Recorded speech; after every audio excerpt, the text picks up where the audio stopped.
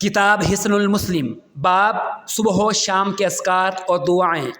رسول اللہ صلی اللہ علیہ وسلم نے فرمایا، جو شخص یقین کی حالت میں شام کے وقت یہ دعا پڑھے اور اسی حالت میں رات وہ فوت ہو جائے تو وہ شخص جنت میں جائے گا، اور اسی طرح حالت یقین میں جو شخص صبح کے وقت یہ دعا پڑھ لے اور شام تک فوت ہو جائے تو وہ بھی جنت میں جائے گا۔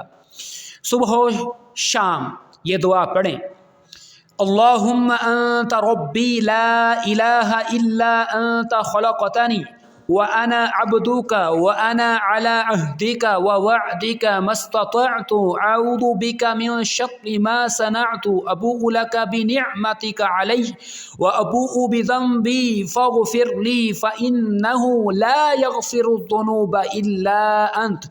اے اللہ، تو ہی میرا رب ہے، تیرے سوا کوئی معبود نہیں۔ تو نے مجھے پیدا فرمایا اور میں تیرا بندہ ہوں، اور میں اپنی طاقت کے مطابق تیرے عہد اور وعدے پر قائم ہوں۔ میں تجھ سے اس چیز کے شر سے پناہ مانگتا ہوں جس کا میں نے ارتکاب کیا۔